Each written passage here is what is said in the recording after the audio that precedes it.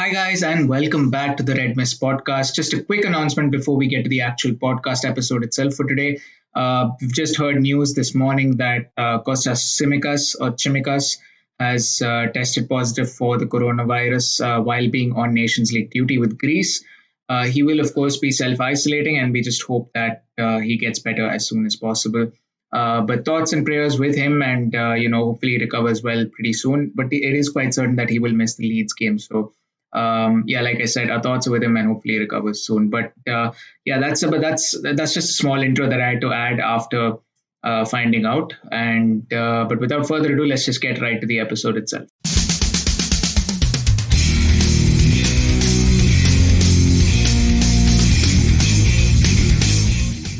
Hello, everyone, and welcome back to the Red Mist podcast. I am delighted to be joined by the newest head of sports at Newcastle Student Radio and a fellow Liverpool fan, Ben Harris. Ben, how are you? Yeah, I'm good, thanks. How are you?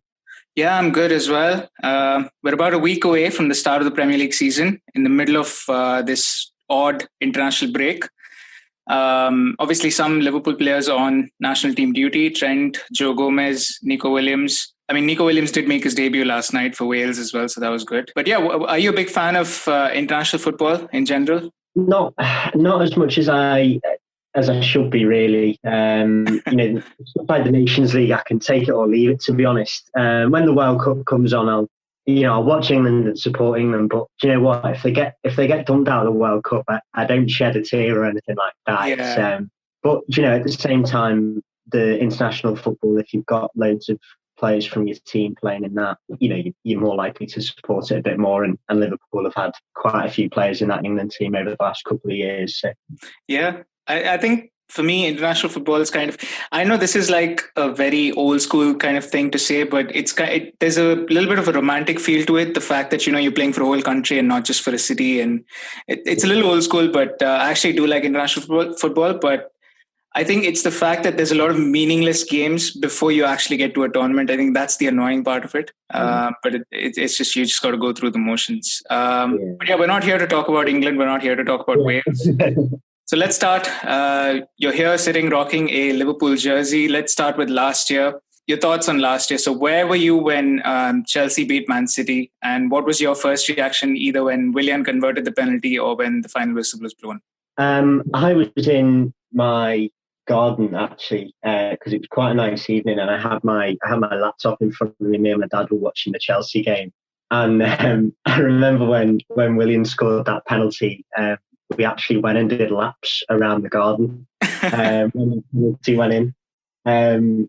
Because I think I can't remember the game entirely, but hadn't Chelsea had a goal disallowed, or there was an offside goal earlier on? And I remember my dad went off and ran and started doing laps of the garden, and then the goal was disallowed, and we're both like lying down on the grass with like head in hands. It was certainly a memorable night. What about you?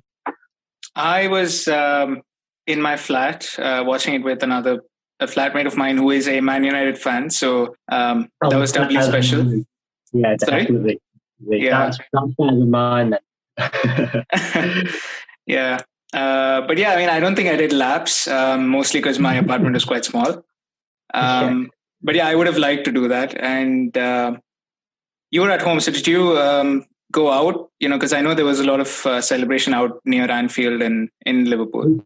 Yeah, we thought about it, but then we thought, I mean, obviously the news about the pandemic was still quite raw at the time, and we didn't know. I mean, I live over the water from Liverpool, so I'm in on the Wirral, but you can hear. So that we're like 10 miles away from Liverpool or something like that, and you could hear Liverpool just erupt, like even from that far away. And we just had a bit of a celebration back here, because then they had the Sky special on where they celebrated it and they spoke to all the players.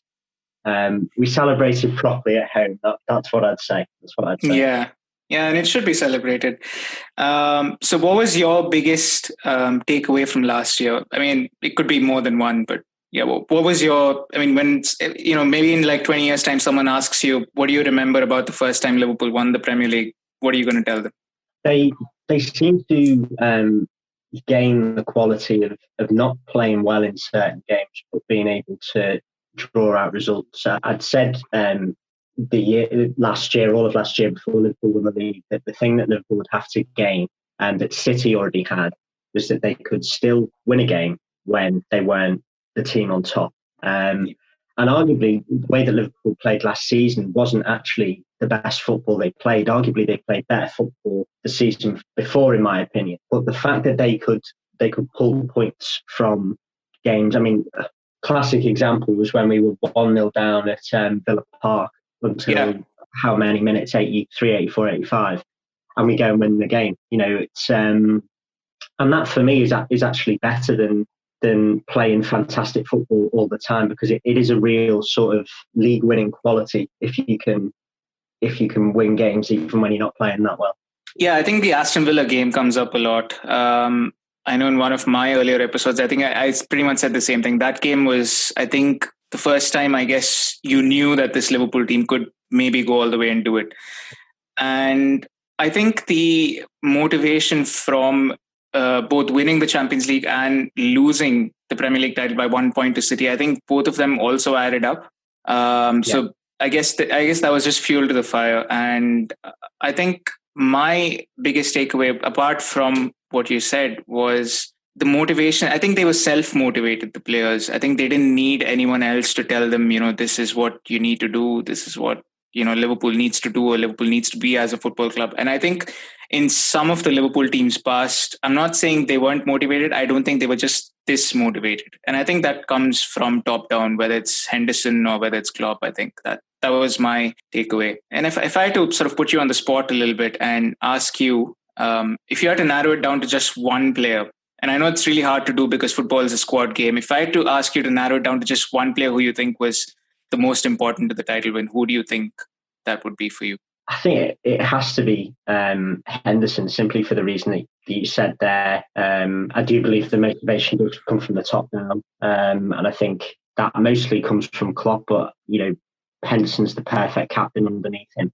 And also there were games. Correct me if I'm wrong. I don't think he played when we lost at Vicarage Road, and he was one of those players that before last season you probably could have taken him or left him. If he wasn't in the team, it wasn't that much of a problem. But this season, he's actually been one of our best players, as well as the biggest leader on the pitch. So it'd have to be him, I think. Yeah, and I think it was a deserved. He did get the Football Writers Association Player of the Year, so that was well deserved. And for all the reasons that you said, I think more than feeling his presence, I think Liverpool felt his absence. I think you're right. I don't think he played the Watford game, and there were a few other games as well. I think towards the end of the season where he missed out because of injury, and you could see that Liverpool was missing something. And we've had a couple of players come through from the academy. Nico Williams, I mentioned at the start of the show, and Curtis Jones as well. So who do you think has made the biggest step up last year? Ryan Brewster as well. He wasn't at Liverpool, but he did go out to Swansea and do well. So yeah, Brewster looks like, in terms of putting this sort of B team together for next season, you've got a team that backs up the first team, but you'd expect Klopp to play this sort of B team in the Carabao and the FA Cup. He's a very vital addition. I'd say in terms of the Liverpool first team, though, Curtis Jones, even though he's only played a handful of games, seems such a mature player when he plays, and I'd back him to go and get maybe 5 starts this Premier League season, and maybe another 5-10 appearances off the bench. He certainly looks. He doesn't act like a midfielder that's actually coming through the ranks. He is a Premier League midfielder, I believe. Maybe not at Liverpool week in, week out, but if he was to go further down the table, he probably would play every week if he was at a team further down the table. So he seems pretty promising. Yeah, I think that's a good point. Because we both studied Newcastle, and if he was playing for Newcastle United, I think he would start week in, week out. Definitely.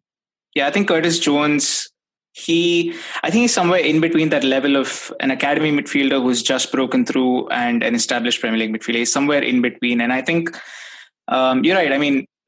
he should probably get a few starts this year, especially considering, we've got a lot of games close together. This is going to be a pretty shortened season in a way. A lot of games coming one after the other, and weeks where we have 2 or 3 games at a time. So Curtis Jones, for me, Nico Williams reminds me of a very young Trent, sort of raw, not polished on the edges a little bit. But I think that's just going to come with game time. And we'll get into the Arsenal game a little bit, the Community Shield as well. But that was a pretty big learning experience for him, I think. Absolutely. Yeah, and after we won the title, 31 games into the season, we sealed the title. There was a little bit of a drop-off. Now, the first game against City after that was a 4-0 loss. So that I'll just put it down to celebrations and, things like, and, generally just being hungover. But even after that, I think there was a little bit of a drop-off in performance. So is that something you'd be worried about going into the next season? Yeah, I'll sound really pessimistic here, but the game since we won the league, the day, well, obviously Chelsea won the league for us with that penalty, but since then Liverpool have failed to really impress me. I've never come to the end of a game and thought, wow, yeah. But you know what? Like, Jurgen Klopp knows exactly what he's doing, and it's not something I'm necessarily worried about. I believe it's something that Liverpool should be wary of going into what's going to be a very hard-fought Premier League season. But yeah, the remaining games after we won the league were a little bit disappointing. And we did. I understand the whole thing about celebrating after a Premier League title win, but 4-0 to City is embarrassing. If anything, if you were just going to give your heart out for one final game, the Premier League season, and then throw the rest, you'd want to just put everything into that City. It was obviously a shame that it fell after we won the league, but you just want to put everything into that City game and just win it, just as a final sort of moment of pride. When you agree, No, the weird thing is I'd actually agree with you because at the time when we lost to City, I said this was the one game where, you sort of had the chance to assert yourself as the champions.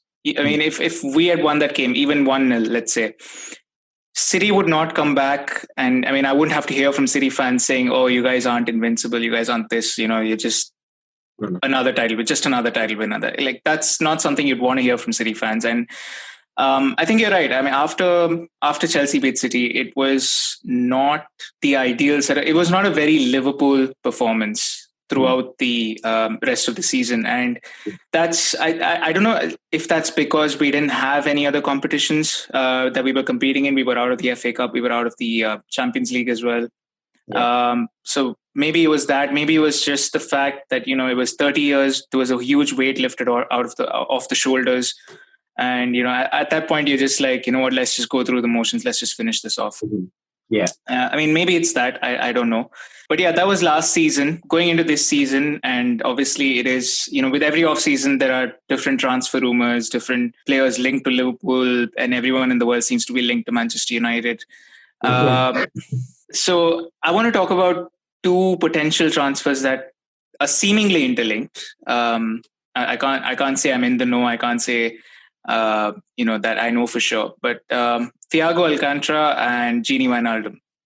Your thoughts on the 2 players, on the situations that they've got going on, both with 1 year on their contracts and wanting to leave their current clubs, I guess. I'd say I've said probably for the whole since the Thiago rumour started, and I reinforce the point now that I believe if Liverpool's signed Thiago in this window, it's been a successful window for Liverpool. If they don't sign him, it's been an unsuccessful window.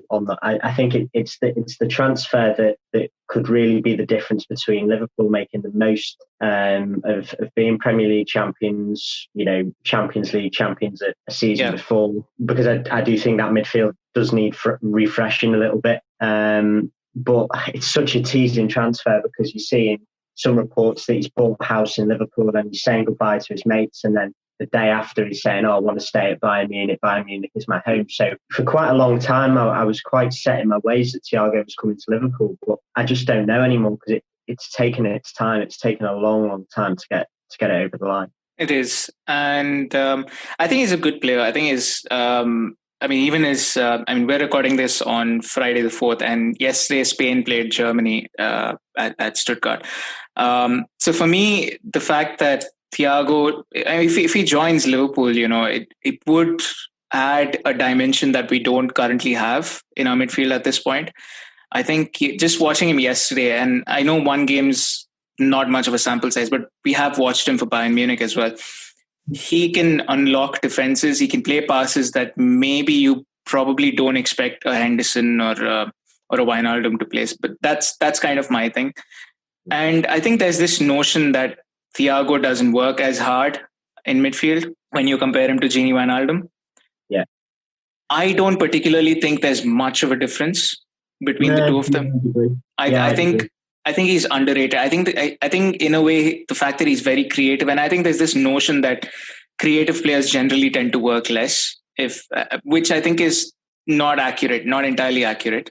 But yeah, I think he works just as hard as Wijnaldum. So I think he would be an upgrade. At the same time, not losing. I mean, if we were to keep Gini Wijnaldum this whole season, I think it wouldn't be a loss because this is the midfield that won us the title, and it is still good enough to challenge for the title, if not anything else. Gini's contract situation is interesting. I think the main dispute is about the duration of the contract rather than the wages or anything else. So I think he wants 4 years, and I think we're giving him 3 or something. I think that's the standoff there. Your thoughts? I mean, does he deserve 4? Yeah, I mean, it's kind of like the whole sort of Willian debacle at Chelsea. This is a player that's done amazing things for you. If he just wants another year on his contract, I don't see. I mean, I'm obviously not part of the board, but from a fan's perspective, I don't understand where the real trouble is. If you're offering him 1 and he wants 4, then that's different. But if you're offering him 3 and he wants another year on his contract, I don't see the disadvantage on Liverpool by putting another year on his contract. I think it's something that maybe has to do with the resale value, because if you are to sell him when he's 32 and if you are to sell him when he's 33, there's a little bit of a difference between the two. Yeah, so. Quite possibly. The fee about Wijnaldum, the sort of reported fee that he'd be going to Barcelona for, does upset me a little bit because I think he's worth a lot more than the figure that's being bandied around. This is a guy that Klopp called his perfect midfielder back in only a few months ago because he knits everything together. But the situation that's going on at Barcelona at the moment, you'd expect Liverpool or any club to put premium on the value of the players if Barcelona are going to sign them, because Barcelona are desperate. Barcelona need the players. Absolutely. I'm seeing rumours about the likes of Doucouré going to Everton for more value than what Wijnaldum will go to Barcelona for, and that to me just seems. Because this is a guy that isn't dropping in form, Wijnaldum. He's going to help sort Barcelona out, and he's worth double what the figure that's being bandied around is, in my opinion, I'd say. Yeah, I think that makes sense. I mean, I think I was about to say, for me, the midfielder that came to mind was Allen, but the fact is, Everton spending more on players than what Barcelona is spending on a guy who's won a Premier League and a Champions League, which is kind of weird. But that does lead me on to sort of my next question. Now, there's this notion of Liverpool becoming this sell to buy club. You need to sell someone and then you buy someone. So is that a good thing? Now, that's sustainable in my opinion.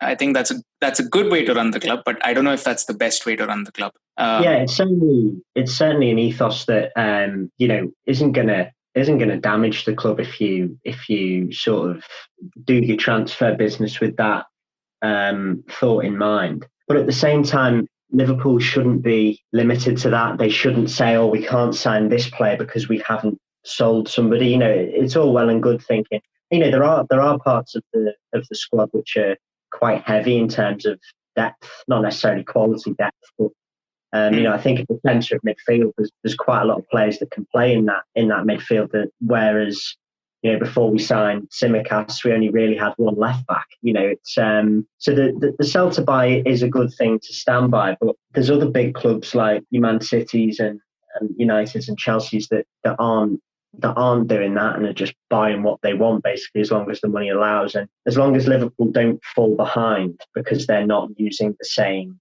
Yeah, strategy as the other clubs, then yeah, I suppose it's a good thing to do. it's a good way to run the club. But I think where my sort of doubts lie is in the long term, because right now, let's say this squad can compete for maybe 4 years, 5 years. But after that, there is going to come a point where you need to replace players with quality players, where, a Virgil van Dijk who's older will need to be replaced with a younger, I guess, Virgil van Dijk. So I think in the short term, this is fine, but in the long term, you will need to spend money. And I don't know if there comes a tipping point where this sell to buy just doesn't work, where you will need to buy more than what you sell. And I think if we are to maintain our competitiveness, especially with teams like Man City and Chelsea who are buying willy nilly, basically, if I think we do need to do some of just buying and not selling. I don't know if that's going to happen in the future windows, but we'll see. That just remains a question to be answered. You mentioned Tsimikas. Your first impressions of him? Have you watched him before at Olympiacos? Yeah, well, I kind of caught his highlights really at Olympiacos when I heard he was coming. I'd never heard of him when we signed him. I was impressed by him. He played when he's played in pre-season for us. He's probably one of the only players that's really impressed me in this pre-season. He does look like a young Robertson, like you said. Williams looks like a young Trent. This is a guy that has a good throw on him. Not shy to go in for a tackle. He's quick. He puts in good crosses. And we're not looking for a Robertson replacement. It was the perfect signing, really, because we're not looking for a Robertson replacement, but we're looking for somebody that is of a good enough level to fill his role, either in the first team or when we play Carabao Cup or FA Cup. And we want to give some of the first team lads a bit of a rest. I think he could be a really promising player, to be honest, and also maybe if he improves a lot this season, he might start challenging Robertson for his place in the side, which would be ideal if so.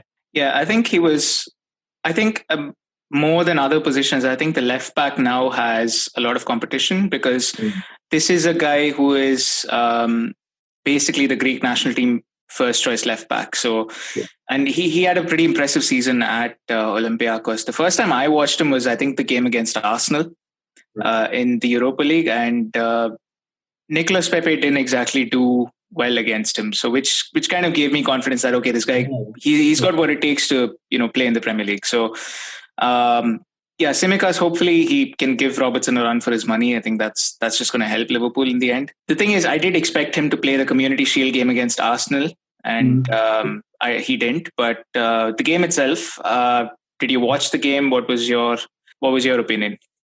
It was a really, really frustrating game. Liverpool again, I sound like a broken record that's being a bit pessimistic, but they just failed to impress me throughout the whole game. I saw the lineup at the start of the game, and I just thought Arsenal haven't got a chance. They haven't got a chance. It was a near full strength side. I think there was Williams that wouldn't have been in the first team, but the front three were all there, and I didn't understand how we didn't get the job done in 90 minutes. And it was Arsenal capitalised on poor defending, I thought, and chances that they were given. I mean, we had the lion's share of possession, didn't we? But we just didn't use it. It was underwhelming. If that's how we're going to start against Leeds, I think that's going to be difficult. But yeah, it was a very, very underwhelming game. I remember saying, I think it was just the fact that Nico was inexperienced, because Aubameyang just played him. He just played him really well. And, that was a well-taken goal as well. I mean, let's not, take credit away from Arsenal. The whole sequence of events that led up to Aubameyang scoring that goal was pretty good. But the second half, I thought, was some reason for optimism, especially once Naby Keita and Minamino came on. And obviously Minamino did get his first goal for Liverpool as well. So, yeah, I think the second half was reason for optimism. But how much do you think we should read into it? Because overall, I would say it was a very average Liverpool performance. Yeah, it was average, and the thing that frustrated me most about that game was that the best football that we played was the 5-10 minutes after the goal. But it looked like everybody sort of gave 10% that came from nowhere, and it does. But I understand about momentum shift in the game, but I did question that. Liverpool equalise, and then all of a sudden they're playing 100 times better football than they had Hmm. done throughout the first half, and it did annoy me a little bit. The one thing that I would like to read into it a little bit, and it kind of helps me. It will help me get over if we don't sign Thiago. That I think Naby Keita needs to start as many games as possible when he's fit. I actually think he's our most creative midfielder in that Liverpool team at the moment, and he's one player again. Talk about Simicast impressing me. I think Keita played in the Stuttgart game, Hmm. one of the two games, and yeah, he was another player. He's quick, he's creative with the passes that he makes, and he's not shy to go and have a shot as well. So he's a player that we should certainly, be looking to give as much playing time in the Premier League next season as we can. I think. I agree because I think since the restart he's been really good.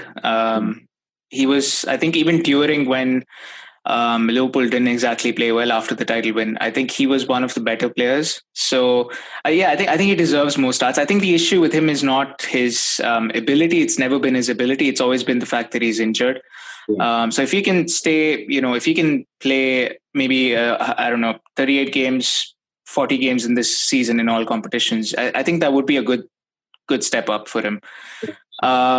Because I think he's definitely capable of giving that spark from midfield, but it's just that we haven't seen much of him. No, yeah, and it is a shame. It is a shame, but that's sometimes the way it goes. But I think that may be even more of a motivator. I'm sure Klopp will have said to him, especially with Genie looking likely that he's going.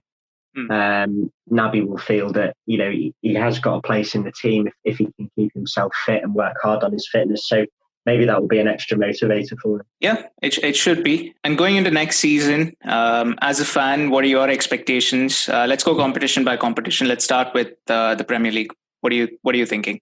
I still believe that Liverpool will mount a serious title challenge this season. I on the podcast that myself and Jack Dunn do, we are actually later on today we're giving our predicted Premier League tables, and I put Liverpool down as first. He's put them down as second behind City. I still believe we'll win the league this season, but it's going to be. I've said it's possibly one of the hardest Premier League seasons for a team to defend their title, because you've got Chelsea that have basically bought a brand new team, and they're going to have all sorts of pressure on them to do well. You've always got the worry of Man City bearing down on you, and then Man United were scoring goals for fun after since the restart. I think they scored the most goals per game.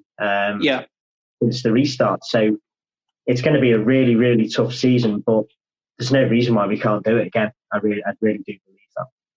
Yeah, I think, I had them down in the top two. Now, I can't decide if it's the fan in me wants to say first, but the analyst in me, I guess, the amateur analyst wants to say second, because just looking at how strong City are, and they're even rumored to sign Messi, which 5 years ago that statement just wouldn't make any sense. But I mean it's a thing now apparently. So yeah, I mean if they do sign Messi, I think the job does become that much harder. Now I think City still have weaknesses at the back that they need to sort out, and no amount of signing Lionel Messi is going to rectify that. But that being said, they are still up there, and I think if you ask anyone, I guess most people, they're going to put down City and Liverpool as the first two in whatever order it is. As for Chelsea, I think they're sort of the bridge between the fourth spot and the second spot. I think this first season, I think, is going to be an adjustment period for them because they've bought so many players, and there's going to be a little time that it takes to gel as a team. Now, maybe next season they're in there. They're in there fighting with City and Liverpool, but I think this season they're comfortably a third place team. Now, whether they can mount a title challenge is dependent on Frank Lampard's coaching, first and foremost. Second, the team needs to gel, and we'll see how that goes with Chelsea. With United, I think they're good. I think they have a very good team to be in, to be favorites for the fourth spot. Yeah, I can't see them beating Chelsea for third, and I definitely can't see them beating City or Liverpool. Yeah. At least at this point, maybe a couple of years down the line that may change, but you never know. The FA Cup and the sorry, yeah, go ahead. It's the punishment that the thing that it's the way that Liverpool played in pre-season. I'd say the defending was a little bit slow and clumsy in places, and I feel that it's kind of Liverpool and City's title, that if that makes sense, to lose. We talk about it being two teams as the title race. I probably wouldn't say I'd agree with you that Chelsea and United aren't really in the title race, but they can cause a lot of problems for Liverpool or City. If Liverpool and City aren't winning the games against Burnley, Newcastle, the games that they should be winning, but if they're just off the boil at some point and are not picking up the 3 points there, you'd expect Chelsea and United to maybe go and pick up those 3 points. So although they might not be contenders for the title, Chelsea and United, it's kind of the sort of look over the shoulder sort of thing. If Liverpool start to drop points against teams where they shouldn't be, they might end up getting punished, by Chelsea and United going and winning that. But at the same time, I still expect, as I say, you say the analyst in you would say second. The analyst in me says second, but the feeling of the fan is just too great. So I probably am being a little bit. I'm not really listening to my head. I'm listening to my heart a little bit more. But yeah, I'd still say Liverpool, City top two in whatever order. And last season, I think the most disappointing exit, from the Champions League in recent memory. Adrian basically just gift-wrapped the quarterfinals to Atletico. But yeah, what are your expectations for this year? Well, we were always very good in the Champions League. We still are.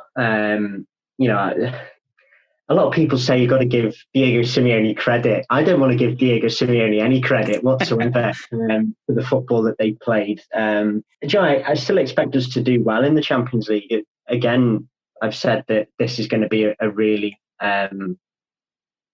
tight Champions League. There's a lot of teams, like Chelsea. They're going to be, as you say, they might not think we can gel together enough in time to win the Premier League. So let's go for a knockout competition where it all just boils down to one game. So Chelsea are going to look to do well in the Champions League, and there's all sorts of teams that are going to look to do well.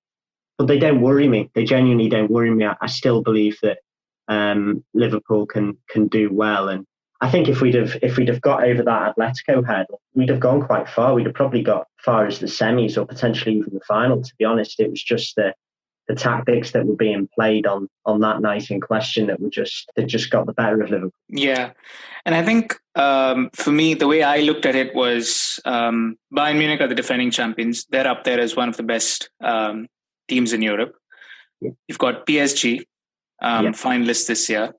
Man City, they've not really done well in the Champions League. That's not been their competition, but they've always got the potential to do well. Yeah.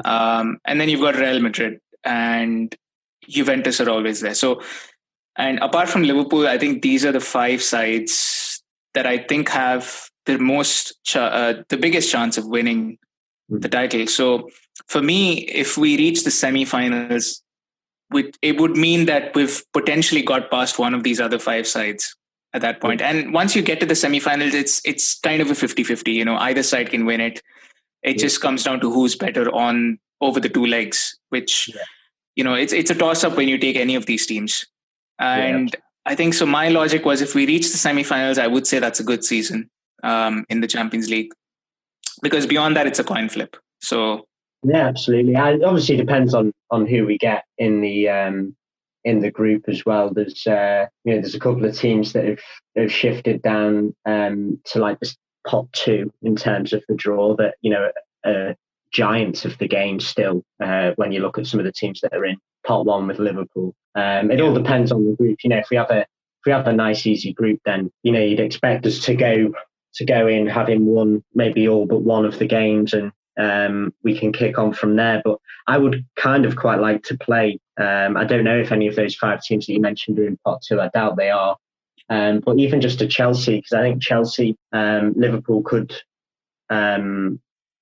draw a team at that sort of level, not necessarily them. I think Borussia Dortmund's a good example. I think they're in pot 2. Yeah, so, absolutely. Yeah. And that would just be, as much as we'd all like an easy group, we'd really be able to see the potential of Liverpool in this Champions League this season if they play 3 difficult teams. And also they're not going to go in sort of into the knockout stage unaware of the quality of teams that are in the league, So. And, the FA Cup and the Carabao Cup, we're basically going to be playing the kids and the second team. Yeah. So yeah, I don't know. I honestly don't know what to expect.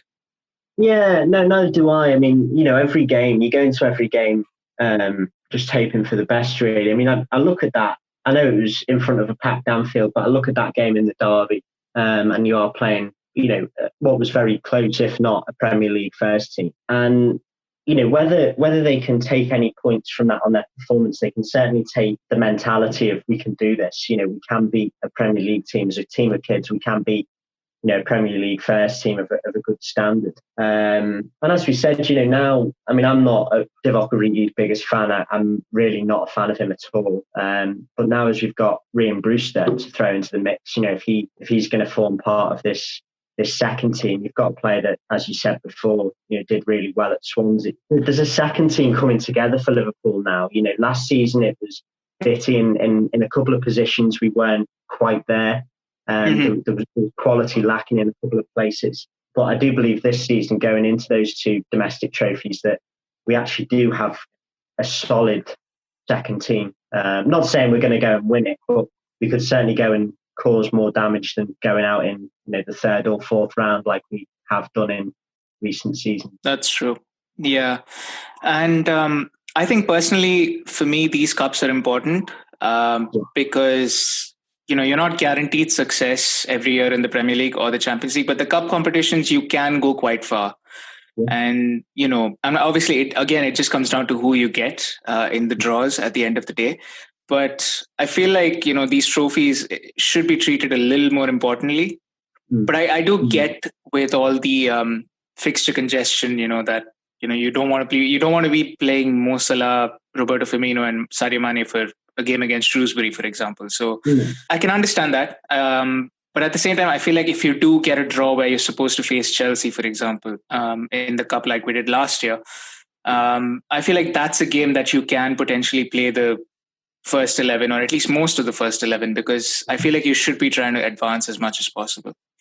Yeah, definitely. You ask a lot. If you ask most Liverpool fans, I mean, I don't really understand the difference personally. I think it's probably a generation thing. But, you ask any Liverpool fan, myself included, about the FA Cup. It's been a long, long time since we've won the FA Cup, and we're not too bothered about the League Cup. Very few Premier League fans are. But any Liverpool fan would love the opportunity to win the FA Cup. And, I suppose we were on this massive run in the Premier League, and I don't know whether we were still in the Champions. I think we were still in the Champions League when we lost to Chelsea. Yeah, we must have been. Yeah. And, we were going on this run, so I kind of understand Klopp playing at a slightly weaker side. But, at the same time, even not just, as you say, you don't have to play a full-strength first team, but maybe just dilute the full-strength first team with a couple of young lads. But playing the kids at Stamford Bridge, I went into that game knowing that we weren't going any further in the FA Cup. It's different beating Everton at home when you've got an Anfield, a hostile Anfield crowd behind you. But at Stamford Bridge, which has its own hostile atmosphere for itself, playing a much better Chelsea side, there was only ever going to be one winner in that, really, wasn't it? Yeah. I don't think anyone expected anything out of that Chelsea game, honestly. And, we mentioned Naby Keita. So apart from him, who do you want to have a breakout here this year? It could be a youngster, it could be someone established, anything. I'd like to see Brewster play in the Premier League. It's a real shame that the penalty in the Arsenal game. I'm I wrote an article for the Courier. I spoke about the fact that I really don't like these sort of choreographed dance routines before you go and take a penalty. Because I feel you just set yourself up to fail, and that's what Brewster did. But as you say, the way he played at Swansea, also the way he's done in pre-season against Stuttgart and Salzburg has been really promising. And I suppose I'd like to see Curtis Jones a bit more as well, because I do think, I take the Longstaff brothers example at Newcastle, and when they both play in the heart of that midfield for Newcastle, there's that sort of Geordie passion that drives the team forward. And I think Curtis Jones would help to bring a bit more Scouse passion into that team driving forward as well. So yeah, those two, and obviously the new signing Tsimikas. We're not going to sign him to play on the bench. So it'd be good to see him as well. For me, I agree with all of those. The one player additionally that I would like to see is Minamino. Yeah. Because obviously he was signed in the winter, didn't have a preseason to get used to the team. Sort of had to adjust on the fly. Found it a little difficult, to get going in his first half a year or so. But I think now that he's had a little bit more time with the team, he's trained a little bit more, and he seems to be gelling well with the team as well. In comparison to the past. So I think I would want. Now, I'm not saying he's going to replace Firmino. I think if he reaches a stage where Klopp can confidently call on him in cup games, or even as a late sub like he did at Wembley, I think if he reaches that level and if he puts in performances like he did in the Community Shield against Arsenal, I think that would be a good season for him. And if he can get a few goals and assists to sort of accompany that as well. Yeah, for sure. I didn't know at one point when, I think it was in the restart actually, you started the Derby game and you're playing the Firmino role, and I really wasn't convinced. There was a time when I thought that Klopp would try and manipulate his game to become another centre midfielder like he's done with Shaqiri and Oxlade-Chamberlain when they came in. But then that, as you said, the Community Shield game did give me a sort of different outlook on him, that he could maybe play that false nine role. And if Liverpool are going to play that sort of lineup, Minamino is a better choice than Origi, because Origi can't play the role that Firmino does. I certainly don't believe. If Origi's going to play any role, he's a poacher, and he plays a full number 9 centre forward role. So hopefully Minamino can be, a slightly better fit for a Firmino backup, as you say. Yeah, and it's been a little bit of an adjustment for him, because I think when he was at Salzburg, he used to play behind Erling Haaland at that point. So he wasn't exactly, being a false 9. He was playing as a number 10, which quite different roles, both of them. Yeah, definitely. But hopefully he does make the most of his chances this year. And finally, just to round things off, I see you wearing the Nike kit. Is it Nike or is it Nike? How do you say it? Because I say Nike, but yeah, it's a weird one. Like when I was younger, I'd have probably said Nike, like I'd say Adidas. But then I don't know whether it's the American influence, but it's Nike now for me. It's Nike. Okay. For me. So how do you like the new kits? Yeah, I like it. It's I was a little bit worried to begin with, because you get the leaked photos come out, and I thought teal, the teal colour on the around the colour. I thought, man, I'm not sure about that. But I said to quite a few people, my best mate's actually an Everton fan.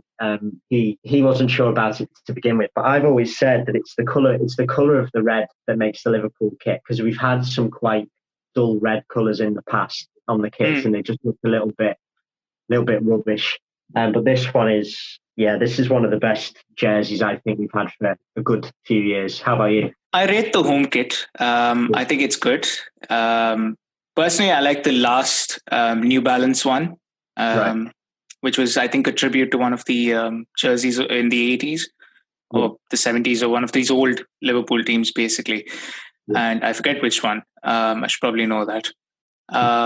But yeah, I like the last New Balance one, but I think New Balance during their initial years, they were quite atrocious. Some of them. But yeah, I think the last 2 years were all right. The one where I think ever since the one we wore during the 17-18 season, the season we lost to Real Madrid in the final. Yeah, I think that one was fine. And I think 18-19 was good and 19-20 was good. So I like those. But the away kit for Nike, it's just, I don't know what to make of it because I'm not a big fan. I can't lie. I'd say bang average is the phrase that comes to mind for me. Yeah, it's not, considering how much this kit deal is worth. Yeah. Think, can they not come up with something a bit better than that with the away kit? They have, for me, they've made it up a little bit with the home kit. But yeah, the away kit isn't that great, to be honest. Yeah, and I think the thing that peeved me off the most was the goalkeeper kits, because if you look at every team that's sponsored by Nike, including England, and I'm not excluding national teams here. If you look at the goalkeeper kits, they've all got the same pattern with just different colors on them. So, I mean, my thing is, you're a multi-billion-dollar company. At least make it look like you haven't just photoshopped colors onto the same pattern. Yeah, absolutely. And you've had a record-breaking kit deal in terms of its value, and you're recycling an old design. I mean, it's potentially something that we shouldn't worry about too much. You would like to see a little bit better. I think of where we've come from there, like back in the Brendan Rodgers days. Now a kit sponsor was Warrior. Yeah. And then nobody had heard of them, and then we moved up to New Balance, and that seemed to be a step in the right direction. And now with Nike, it's meant to be a deal that's worth a lot of money. But I get where you're coming from. The goalkeeper kit is a bit predictable, should we say? Yeah, just talking about the Premier League as a whole, I think for me the Arsenal home kit, I think it's is by far the best home kit this season. I agree with that. I mean, it's just really good, and the kit that they played at Wembley with as well. It was a nice throwback to Highbury, so that was nice. Yeah, definitely. I mean, Arsenal for the last few years have been really good with their kits, actually. Yeah, they have been. I mean, my first impression of the kit that Arsenal played in before I started to get to like it was that somebody had a nosebleed over a white shirt. But yeah, it is nice. As you say, it's a tribute. And it is nice to sort of recycle these old designs from a long time ago. But it's just something different. I mean, I think the kit designers must have, quite a difficult job if they've been working for Liverpool, let's say for however long that deal was with New Balance. At the end of the day, your home colour is red, and you've got to try and find a design that has either never been done before or is something from, one of the successful periods. And introducing the sort of teal colour in this, it seems quite a bold move. But I'm struggling to think of how I would design a Liverpool kit. I can sit here and say I like it, or I can sit here and criticise it. But if you said to me, go on then, design a Liverpool kit, I think I'd probably struggle, to be honest. Yeah. I mean, there's only so much you can do with the colour red. And it's not even like we have stripes like Sunderland or something. It's just red. Yeah. And I think where kit designers can show more creativity is the away kit, and maybe the third kit if the club has one. But yeah, I think the home kit, there's only so much you can do with it. I do like the addition of teal, though. It is part of our club crest as well. Yeah, it does look nice. Yeah, it does kind of, as you say, it does look a bit like the club crest now, the shirt. It does sort of incorporate it all. And I suppose it's quite fitting, really, because we've just won the Premier League. So to have a shirt that does just look like Liverpool FC, if that makes sense, this is probably the season to have it. So are you going to be watching the England games? I think we're about the end of the podcast. So yeah, it's I probably will. But again, I might be on my laptop at the same time doing something else. I probably won't have it. First game's against Iceland, I think, isn't it? England's selection for this for this sort of call up was a couple of the selections were a bit weird. So I think Southgate's probably using his opportunity to try players that you wouldn't usually and see if there's any of them worth considering for selection. But we'll see. I don't know. I mean, we should be battering Iceland, but are we gonna take it like it's a Euro 2020 final or a World Cup final? We probably should, really, to see what the true potential is of the players. But I don't know. We'll see. Yeah, we'll see. I was just surprised that Calvin Phillips got a call up ahead of Jack Grealish. I think that was one surprise. And the other one was when Southgate announced his squad, there were no left backs in the squad apart from, I think, Tyrone Mings can play left back even though he's a centre back. Yeah. And I think that's still the case. But that... and he named like 3 right backs, didn't he, as well? There were a few right backs. It was just all around very strange. Yeah, I think that brings us nicely to a close on today's episode of the Red Mist Podcast. Ben Harris, co-host of the Soccer Saturday podcast. I am so sorry about messing that name up. All right. But yeah, co-host of the Soccer Saturday podcast as well. Thank you for being here. Thank you so much for doing this. It was lovely having you. Thank you for having me. Yep. I'll see you next time, and goodbye.